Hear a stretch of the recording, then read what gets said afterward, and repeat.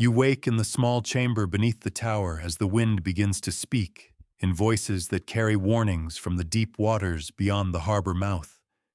your body stirring before consciousness fully returns, responding to changes in air pressure and the subtle shift in how waves break against the breakwater stones that protect this remote outpost of civilization from the endless hunger of the sea. The manumission scar on your left shoulder aches with the weather as it always has since that day, 10 years past, when the magistrate's stylus freed you from the oar benches,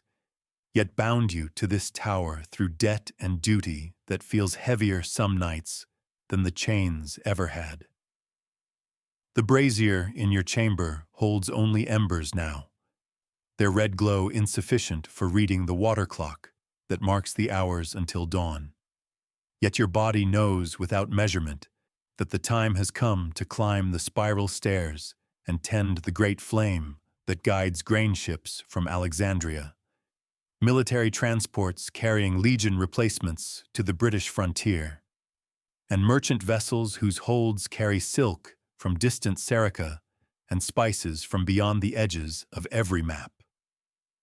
This lighthouse stands where the empire meets the unknown, its beacon the last friendly light that Roman eyes will see before sailing into waters where Neptune's favor cannot be assumed, and where pirates from unconquered lands wait in coves that no census has ever recorded.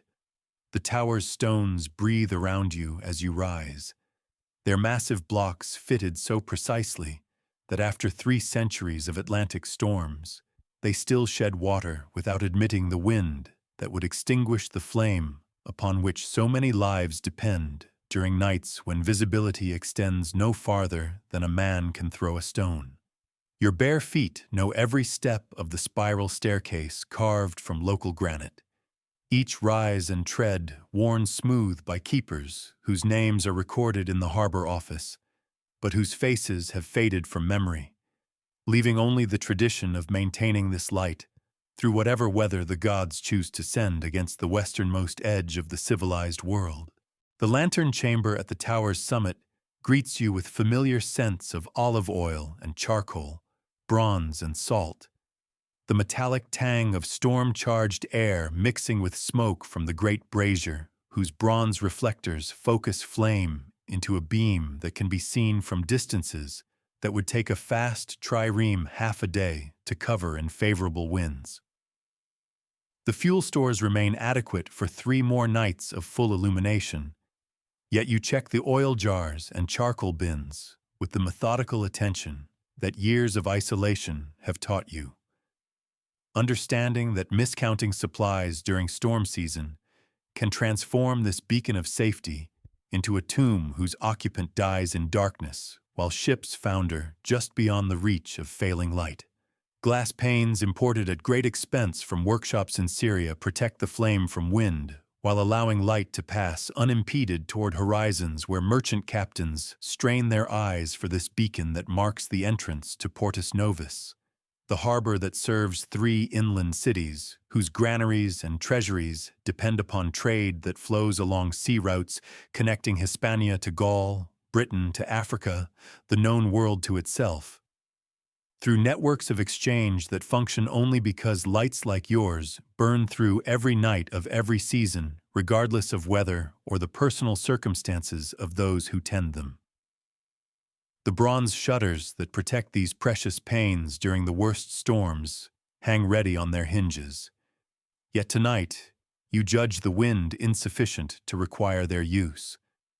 though clouds gathering on the western horizon suggest such judgment may need revision before dawn reveals the results of your decisions. The brazier itself squats like an altar in the chamber's center, its bronze construction blackened by years of service yet still sound enough to contain fires that burn hot enough to be visible across distances that strain the limits of human sight. Its design incorporating lessons learned by generations of engineers who understood that light saved more Roman lives than any sword or javelin could account for in the arithmetic of empire that counts profit in safe arrivals rather than glorious deaths. You feed split oak to flames that have not been allowed to die completely since the tower's dedication, maintaining traditions that connect your solitary labor to the unbroken chain of vigilance that has protected Roman shipping through centuries when barbarian raiders swept down from northern fjords and Moorish pirates emerged from southern deserts to prey upon vessels whose cargoes financed the legions that held civilization together against forces that would reduce the world to chaos and darkness. Below your elevated perch, the harbor spreads like a cupped hand, holding vessels whose safety depends upon your vigilance. Their masts and rigging visible as darker shadows against water that reflects what little starlight penetrates the gathering clouds,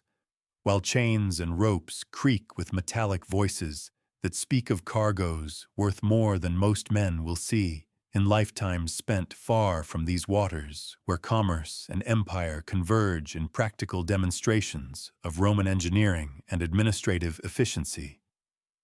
The great mole that protects this artificial harbor from Atlantic fury extends like a stone finger pointing toward depths where the bones of ships from every maritime nation rest in graveyards that no chart marks yet every sailor fears, its construction having required labor that killed more men than any battle, yet created infrastructure that has saved thousands more through decades of service-guiding vessels to safety through storms that would otherwise scatter their remains across leagues of hostile coastline. Warehouses line the harbor's inland edge, their tile roofs gleaming wetly in the growing moisture that precedes serious weather. Their contents representing the wealth of provinces whose tribute flows toward Rome through channels that include this remote harbor where tax grain from fertile valleys waits for ships whose captains understand that imperial schedules admit no delays for weather concerns or personal convenience regarding departure timing. The harbor office sleeps in darkness appropriate to clerks, whose duties require daylight for recording the bills of lading and customs declarations that transform raw goods into documented wealth-serving imperial treasuries, whose contents support legions that guard frontiers stretching from Scotland's misty highlands to Egypt's burning sands, yet whose efficiency depends upon the accurate tracking of every amphora of wine and sack of wheat that passes through harbors like this one, where your light ensures that manifests match actual arrivals rather than hopeful intentions written by optimistic merchants. Guard towers positioned at intervals along the harbor's perimeter stand silhouetted against inland hills where signal fires could summon help from the nearest legion garrison. Yet such assistance would require hours to arrive during emergencies that develop in minutes when storms drive ships onto rocks that lie hidden beneath deceptively calm waters until wind and tide combine to reveal their teeth in demonstrations of why this lighthouse earns its maintenance costs through lives preserved rather than cargoes recovered. The town beyond the harbor sleeps in confidence that your flame burns steadily, its citizens secure in assumptions about imperial protection that function properly only because individuals like yourself maintain the unglamorous infrastructure upon which grand strategies depend for their practical implementation across distances that reduce senators and emperors to distant authorities whose wisdom must be trusted by those who implement their decisions in circumstances they will never personally witness or fully comprehend. The wind carries scents that speak of distant places where Roman eagles cast shadows over conquered peoples whose compliance ensures the flow of goods that make this lighthouse necessary and worthwhile. Olive oil from Hispania's sun-baked groves mixing with the sharp tang of British tin and the exotic perfume of Indian spices that arrive through supply chains stretching across continents and connecting this remote harbor to markets in Rome where senators' wives purchase luxuries whose origins they could not locate on any map, yet whose availability depends upon lights like yours burning without interruption through weather that would challenge the gods themselves. Your isolation here at the edge of the known world places you at the center of networks, whose complexity exceeds the understanding of any single mind, yet whose function requires your simple commitment to maintaining flame and vigilance regardless of personal comfort, or the loneliness that accumulates like sediment in harbors, where duty substitutes for companionship and purpose replaces conversation in the daily routines that define existence at civilization's furthest reaches. The signal mirror positioned beside the brazier waits ready for daylight use, when ships require guidance through channels that appear navigable,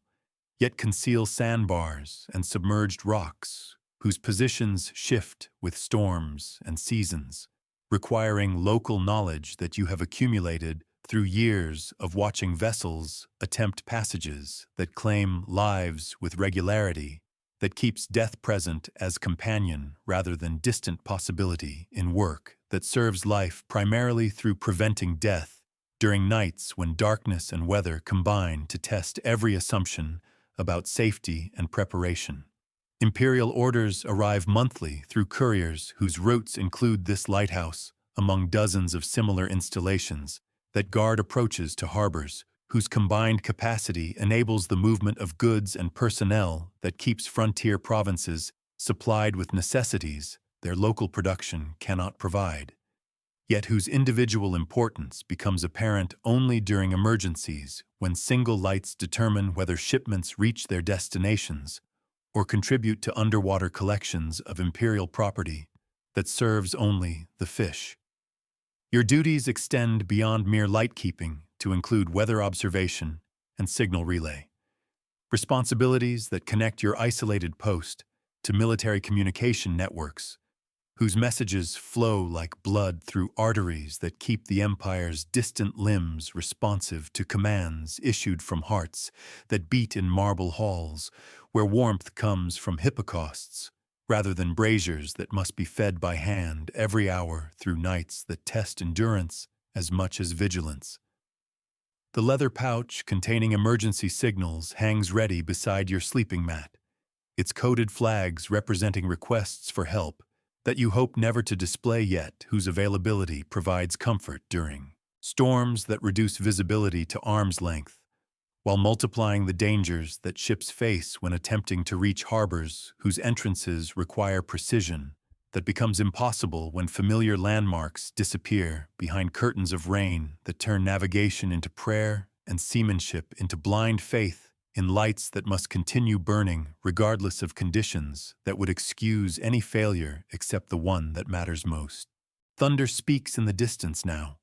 its voice carrying across waters that have begun to show whitecaps where none existed when darkness fell, while lightning illuminates clouds that tower like mountains built from vapor and malice, their peaks lost in heights where no eagle flies, and their foundations spreading across horizons that encompass more territory than many provinces contain within their carefully surveyed boundaries. The wind tests the tower's stones with increasing persistence, its pressure creating sounds that speak of forces gathering beyond the visible world, where weather patterns form according to laws that make storms and emperors equally unpredictable in their ultimate intentions, yet equally dangerous to those who must endure their attention without means of influence or escape from consequences that arrive without regard for preparation or merit. Rain begins as scattered drops that strike the lantern chamber's bronze fittings, like tears from gods whose emotions remain unknowable, yet whose expressions shape the conditions under which mortals must conduct their daily business of survival and service. To purposes larger than individual understanding, can encompass while remaining manageable through attention to immediate duties whose performance correctly ensures that distant intentions achieve their proper conclusions. The flame responds to atmospheric pressure changes by burning with colors that shift between yellow and blue, its behavior providing information about weather developments that experienced keepers learn to read like augurs interpreting sacrificial entrails, yet whose accuracy depends upon knowledge earned through winters when mistakes in prediction result in consequences that leave permanent marks on both tower stones and keeper's memory. Your woolen cloak grows heavy with moisture that the wind drives through gaps between stone blocks, too fine to see yet sufficient to admit the ocean's breath into spaces designed to remain dry during weather that would sink ships attempting to shelter in harbors, whose entrances require navigation by landmarks that disappear when visibility drops below distances that make seamanship possible through normal methods of coastal piloting. The oil lamp that illuminates your immediate workspace flickers with each gust that penetrates the tower's defenses, its flame dancing in rhythms that echo the great beacon's movement, yet operate on scales that allow observation of details invisible in the larger fire whose purpose transcends decoration to serve functions that justify the empire's investment in infrastructure that appears wasteful until storms demonstrate why redundancy and overbuilding characterize engineering projects designed to function during conditions that test materials and methods beyond their apparent limits, through sheets of rain that have begun falling with purpose rather than mere threat. Points of light appear on the horizon where no lights should exist at this hour, unless ships fight to reach harbor during weather that sensible captains would avoid by seeking shelter in coves or riding out storms in deep water, where waves pose less danger than coastlines that destroy vessels through contact with rocks that remain fixed, while winds push floating objects toward encounters that demonstrate the difference between flexible and immovable obstacles. The lights bob and weave with movements that speak of desperation rather than confident navigation, their positions suggesting vessels struggling against conditions that make normal seamanship impossible. While making shelter necessary for survival through hours that remain before dawn, brings visibility adequate for navigation by methods other than dead reckoning and prayer. Two distinct groups of lanterns shine through the storm's curtain,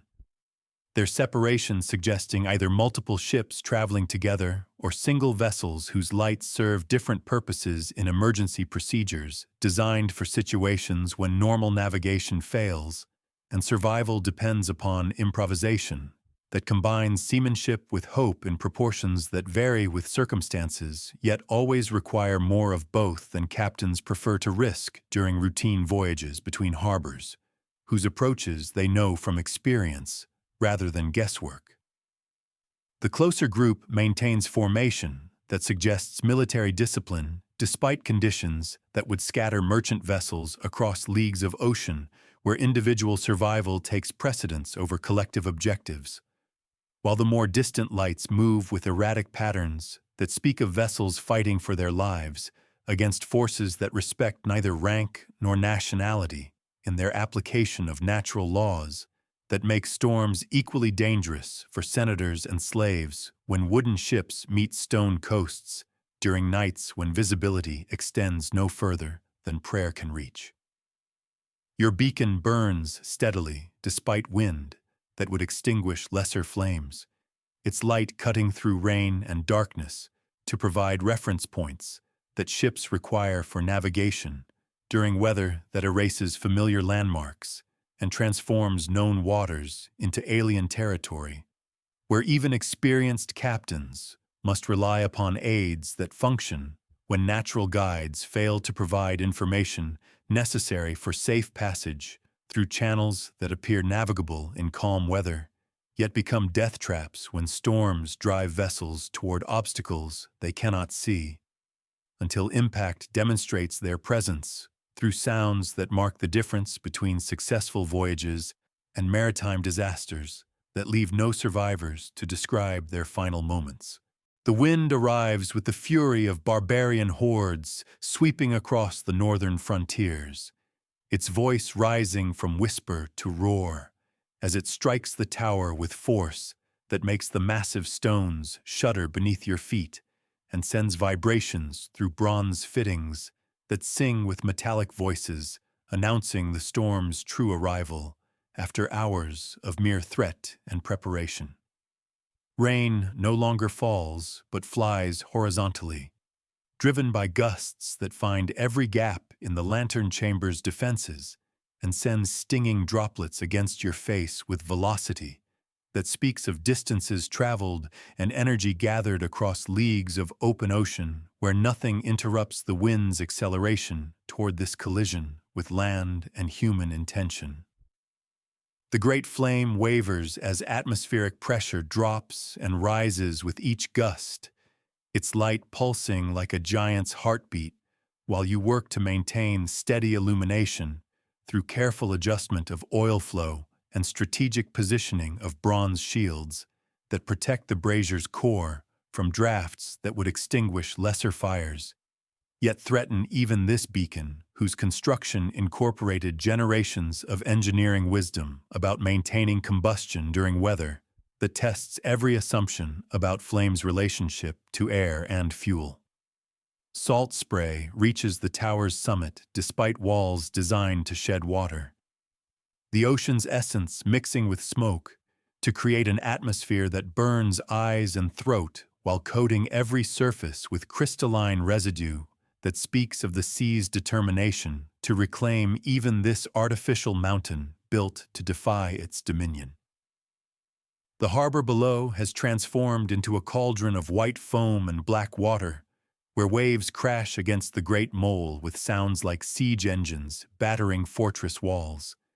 their impact sending spray high enough to douse the signal fires that harbor crews struggle to maintain at key positions along the breakwater's length. Through brief gaps in the rain, you glimpse torches moving along stone walkways, where men risk their lives to keep communication possible with ships that fight toward safety, through conditions that reduce seamanship to prayer and navigation to faith, in lights that must continue burning regardless of personal cost, to those who tend them through nights that separate the living from the dead, through margins measured in moments of attention or neglect. The distant lights resolve into patterns that your experience translates into specific knowledge about vessels and cargoes whose safe arrival determines whether citizens of Rome will eat bread next month, and whether legions stationed along distant frontiers will receive the supplies necessary for holding territories whose conquest cost rivers of blood, yet whose retention requires constant flows of grain, wine, weapons, and gold that move along sea routes protected by lights like yours, burning through weather that would scatter lesser civilizations across ocean floors already crowded with the bones of ships whose crews trusted inadequate beacons or non-existent guides. The largest vessel displays 3 lanterns arranged in triangular formation, a pattern that announces a grain ship from Alexandria, whose holds carry wheat measured in thousands of modii, enough sustenance to feed entire districts of the capital for weeks, while its loss would mean hunger for families whose names appear on distribution rolls that determine whether the emperor's popularity survives the riots that follow bread shortages. Its progress through mountainous seas creates rhythms of light and darkness as waves larger than tenement buildings lift the massive hull toward sky before dropping it into troughs where lanterns vanish completely, leaving you to count heartbeats until illumination reappears to confirm survival through another cycle of oceanic violence that claims ships with regularity that makes successful voyages remarkable rather than routine. Behind the grain ship, 2 smaller lights move with military precision despite conditions that would excuse any deviation from formation, their discipline suggesting troops or supplies bound for provincial commands whose effectiveness depends upon logistics that function with clockwork reliability across distances that would challenge gods, yet must be maintained by mortals whose competence determines whether barbarian pressure along frontier lines increases beyond the capacity of undermanned garrisons to contain through valor alone. A 4th light bobs erratically farther to starboard, its movement speaking of a smaller vessel caught among larger ships whose captains follow emergency protocols that prioritize valuable cargoes over individual survival, yet acknowledge collective responsibility for preserving imperial resources, including human expertise, whose replacement requires training that consumes time and money the empire cannot afford to waste on preventable losses. Horns sound from the harbor office where clerks who normally sleep until dawn now emerge with wax tablets and oil lamps, their administrative machinery grinding into emergency operation despite hour and weather that would normally excuse delay until conditions permit routine processing of manifests and customs declarations, whose accuracy enables imperial treasuries to function with precision that transforms raw materials into calculated wealth, serving distant purposes that individual bureaucrats need not understand completely, to perform their essential roles in systems whose complexity exceeds any single comprehension. Signal fires blaze to life along the mole despite rain that challenges combustion, their flames fed by harbor slaves whose understanding of maritime emergency overrides personal comfort considerations that would keep sensible men indoors during weather that tests human endurance against natural forces whose power humbles even imperial confidence. The harbor prefect emerges from his residence wrapped in oiled leather and followed by guards whose torches create moving pools of light along stone walkways slick with spray from waves that crash over barriers designed to contain oceanic fury during normal storms, yet struggle against conditions that exceed engineering assumptions about maximum wave height and wind velocity that storms could reasonably generate without divine intervention in mortal affairs. His voice carries across water despite wind that shreds normal communication. Latin commands mixed with Greek nautical terminology that pilots understand regardless of provincial origin or native tongue, creating a professional vocabulary that enables cooperation between men whose personal loyalties serve different gods, yet whose immediate survival depends upon collective expertise in managing harbors during emergencies that reduce cultural differences to irrelevant abstractions. Pilot boats emerge from sheltered berths, where they wait for calls to service during conditions that make their crews question the sanity of accepting payment, for guiding larger vessels through channels that become death traps when visibility drops to distances measured in oar lengths rather than ship lengths, yet whose knowledge of local waters provides the only hope for safe passage through approaches that appear navigable in daylight calm, yet conceal rocks and shoals whose positions shift with storms and seasons. Their small craft dance between mountainous waves with agility that large ships cannot match, their crews reading water conditions with expertise earned through seasons when mistakes result in death rather than embarrassment. While their success rate during weather like this justifies fees that merchant captains pay reluctantly, yet understand represent bargains compared to costs of total loss. When ships encounter obstacles they cannot see until impact demonstrates their presence through sounds that mark the difference between successful navigation and maritime disaster, between gusts that demand attention to flame adjustment and fuel management. Memories surface of your own voyages before manumission freed you from oar benches, yet bound you to imperial service through debt and obligation that feels heavier some nights than chains ever had. Recollections of storms endured from deck level where waves towered overhead like liquid mountains whose collapse threatened to crush wooden hulls like toys discarded by angry children. The brand on your shoulder aches with sympathetic pain for crews fighting toward safety through conditions you recognize from experience that taught hard lessons about survival's dependence upon skills that cannot be learned from scrolls or lectures, but must be earned through seasons when mistakes claim lives with regularity that makes competent seamanship a craft more valuable than senatorial rhetoric or philosophical wisdom. You remember Egyptian ports, where grain ships loaded cargoes that would feed Rome, while dock workers whose names no census recorded moved amphora and sacks with efficiency that enabled imperial administration to function across distances that required months for information to travel, yet demanded immediate responses to changing conditions that tested every assumption about supply and demand, logistics and consumption, abundance and scarcity that determined whether provinces prospered or starved, according to calculations that reduced human needs to numerical abstractions, serving administrative convenience rather than individual welfare. The harbor below might be any of dozens where you had watched similar scenes play out during weather that turned routine commerce into desperate struggles for survival. Yet familiarity with such emergencies never diminished their capacity to inspire awe at the fragility of systems that appeared invincible, until storms revealed their dependence upon individual competence and collective cooperation that could not be commanded but only earned through shared understanding of stakes that transcended personal interests. Your current isolation atop this tower represents culmination of a career that began in slave markets, where buyers evaluated human flesh according to criteria that measured strength and health,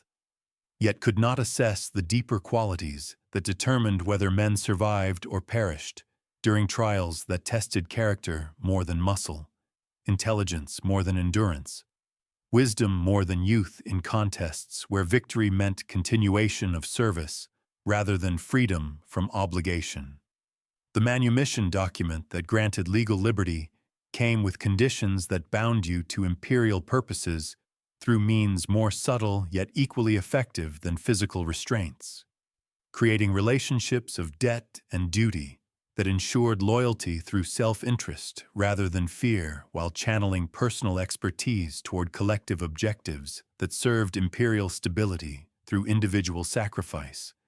whose voluntary nature made it more reliable than coercion could ever achieve. The largest vessel struggles against current and wind that conspire to drive it toward the submerged reef that marks the harbor's eastern approach, with bones of ships whose captains misjudged distances or ignored local warnings about water that appears deep enough for passage, yet conceals rocks that rise within inches of the surface. During low tides that occur without regard for merchant schedules or military necessity. From your elevated position, you can see what the ship's lookouts cannot yet perceive. The telltale pattern of wave breaks that indicates stone beneath water. The subtle discoloration that marks shallow areas where even grain ships draw too much water for safe passage. Despite their captain's desperate need to reach harbor before weather deteriorates, beyond any possibility of survival in open water, where mountainous seas would crush wooden hulls like eggshells beneath giant fists.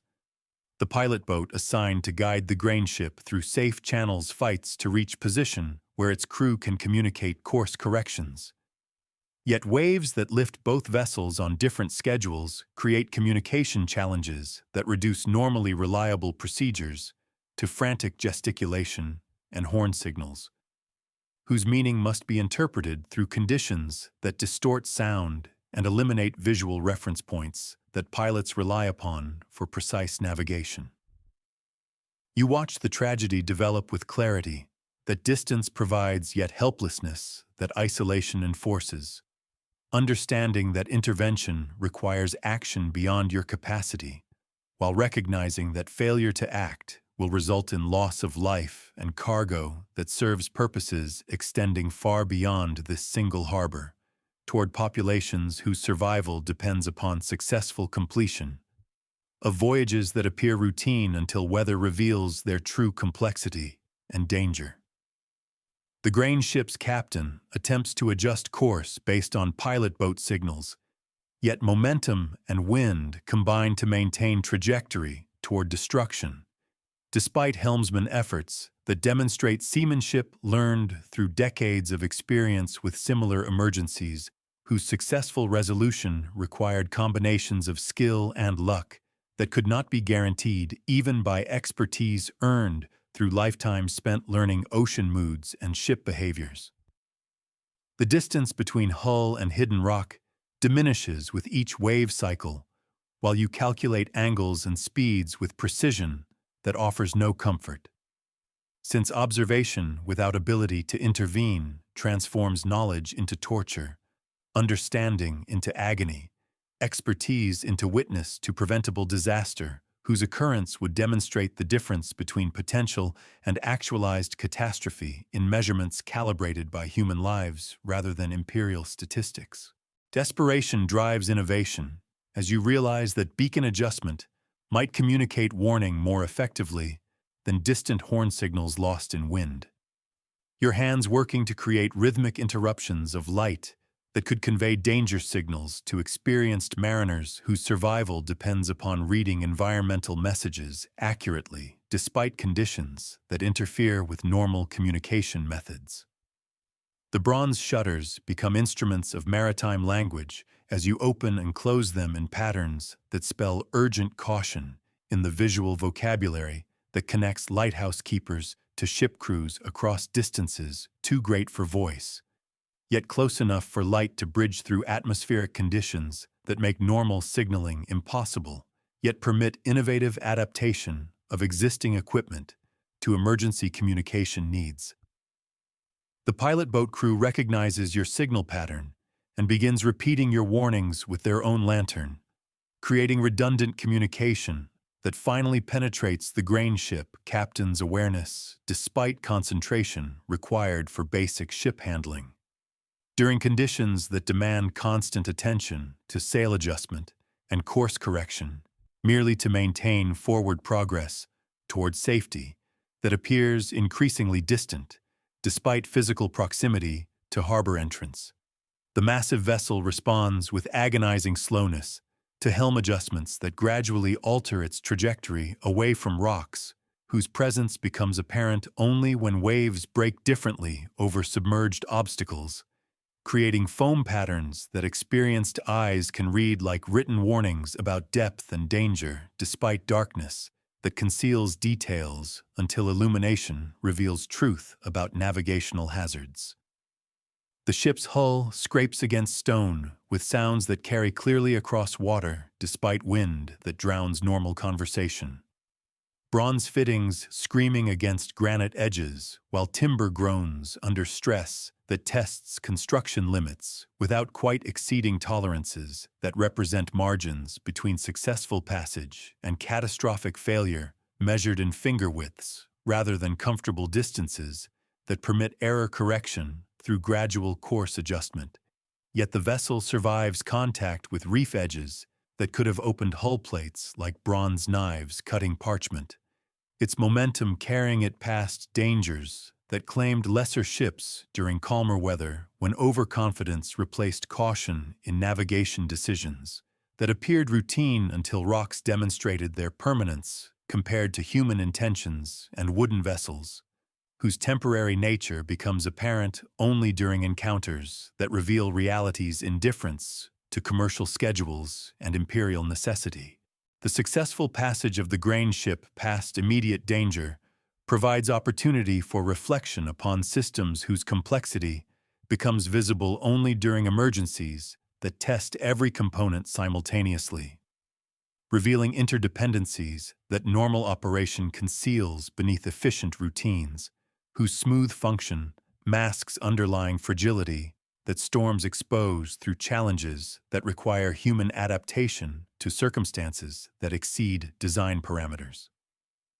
From Alexandria's warehouses where scribes record grain measurements in Egyptian hieroglyphs and Greek numerals, to Rome's distribution centers where citizens receive bread allocations that prevent riots capable of toppling emperors, this single ship's survival represents continuity in supply chains whose interruption could destabilize governments whose power depends upon feeding populations whose loyalty correlates directly with stomach contents rather than philosophical abstractions about imperial destiny and divine favor. The transport vessel following behind the grain ship carries supplies that enable provincial garrisons to maintain discipline among troops whose effectiveness depends upon regular provisioning with wine, oil, weapons, and manufactured goods that frontier territories cannot produce locally, yet require for operations that hold barbarian pressure within manageable limits through force projection that depends upon logistics networks, whose reliability determines whether conquests achieved through blood become permanent additions to imperial territory or temporary occupations whose abandonment wastes previous investment in human and material resources. Each amphora of wine and sack of wheat represents calculation in administrative centers, where clerks balance provincial production against consumption requirements, while accounting for losses during transport through regions where weather and bandits compete to disrupt commerce, that serves purposes extending beyond immediate profit toward strategic objectives, whose achievement requires systematic resource allocation across distances that challenge understanding. Your position atop this lighthouse places you at intersection of private experience and imperial necessity, where individual competence serves collective purposes through mechanisms that transform personal skill into public benefit, despite minimal recognition or reward for contributions that appear minor yet prove essential during emergencies that test system resilience against failures whose consequences ripple outward through networks whose connectivity exceeds any single comprehension. The oil you pour and flame you tend serve senators who will never know your name, yet depend upon your vigilance for their political survival. Soldiers whose courage means nothing without supply lines that function regardless of weather. Merchants whose profits require safe passage through waters whose dangers you help navigate from position that grants authority over light,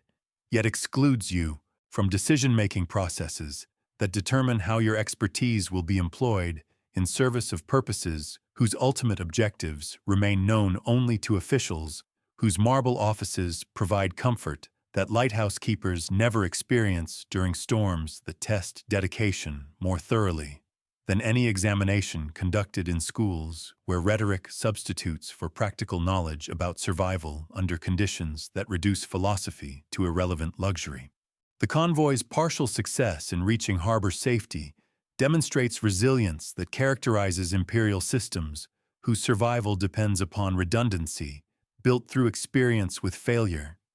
Yet 2 vessels remain outside the breakwater, where they struggle against wind and waves that have reached maximum intensity, according to indicators whose meaning you read through changes in sea color, wave formation, and atmospheric pressure that affects flame behavior in ways that experienced keepers learn to interpret, like augurs reading sacrificial entrails. The smaller merchant vessel appears to have suffered rigging damage that prevents normal sail handling, its lights moving in patterns that suggest crew efforts to improvise solutions using equipment designed for routine operation rather than emergency repair during conditions that make deck work potentially fatal for sailors whose experience includes calm weather competence but lacks storm survival skills necessary for preserving life when familiar procedures become impossible to execute safely. From your elevated perspective, the harbor appears as microcosm of imperial administration, with officials shouting orders that subordinates struggle to implement through conditions that interfere with normal communication. While dock workers and slaves coordinate efforts that serve purposes they understand only partially, yet execute with precision born of training that transforms individual ignorance into collective competence. The harbor prefect's commands flow through hierarchies that translate general intentions into specific actions, creating organizational efficiency that enables complex operations to function despite conditions that would paralyze systems lacking sufficient delegation and professional expertise at every operational level where decisions must be made instantly without opportunities for consultation with higher authorities whose wisdom requires time for deliberation that emergencies do not permit. The storm's fury reveals both strength and vulnerability in infrastructure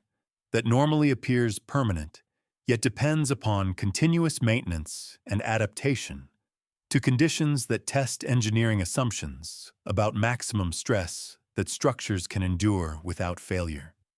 Stone blocks fitted by master craftsmen centuries ago shift slightly under wave impact that exceeds original design specifications,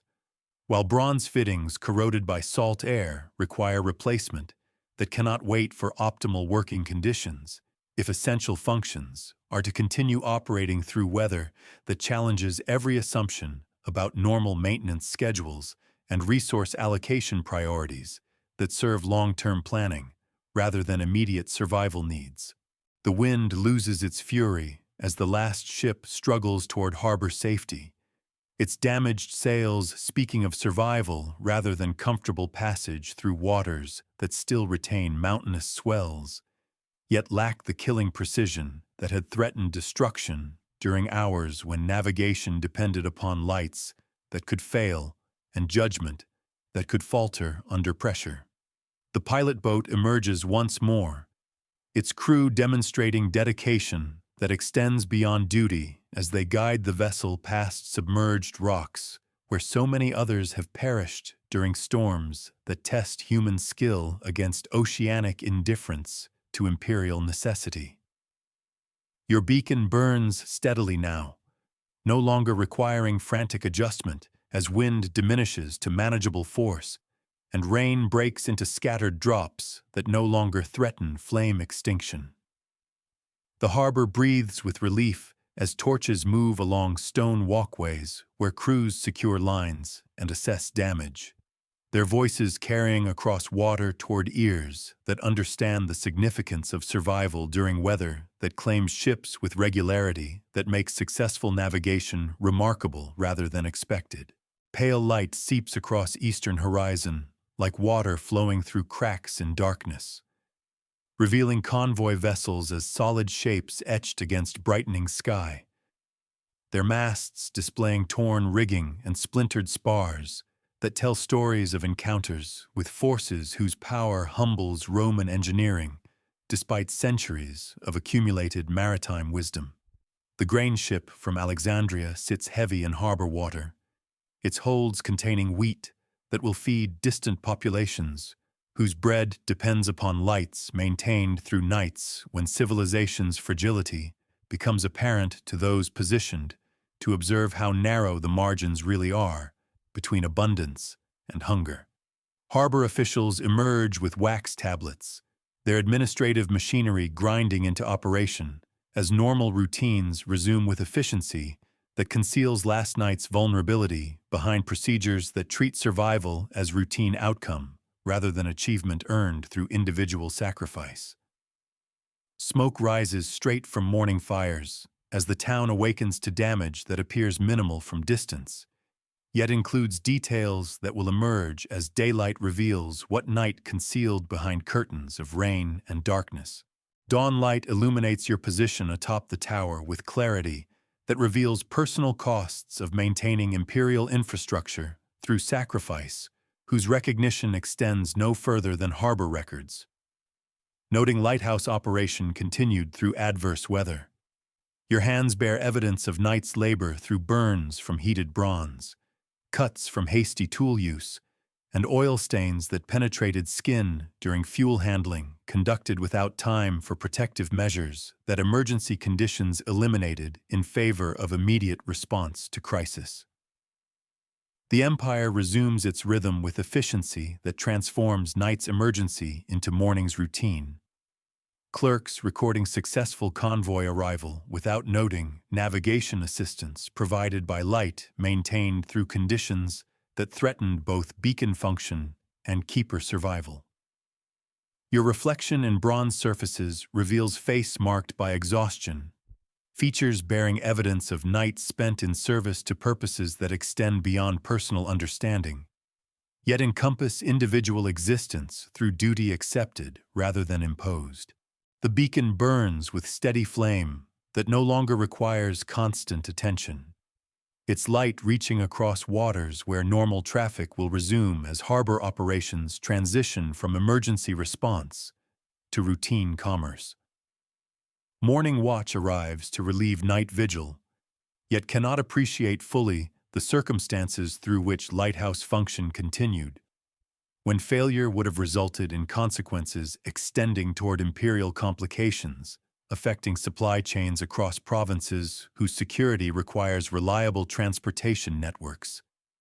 You descend spiral stairs worn smooth by generations of keepers whose footsteps created depressions in granite blocks that will outlast empires while recording passage of men whose names disappeared into archives long before their evidence of service faded from stone. The small chamber welcomes exhausted body with familiar dimensions that provide shelter as harbor sounds indicate resumption of normal activity. Ships preparing for departure toward destinations, including Rome itself,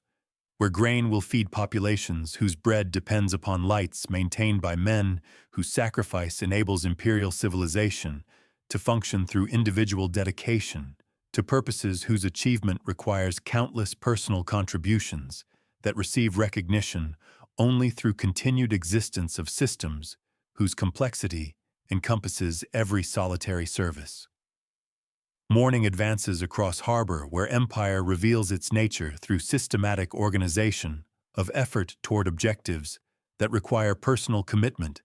to duties whose proper performance ensures continuity despite isolation that separates contribution from appreciation by those whose welfare depends upon vigilance through nights when weather reveals dependence upon human competence, applied under circumstances that test every assumption about normal capability under conditions that challenge the boundaries between duty and survival, between individual sacrifice and imperial necessity, between the small flame tended by forgotten hands and the vast machinery of civilization that continues its eternal function across distances measured not in miles but in the space between darkness and light.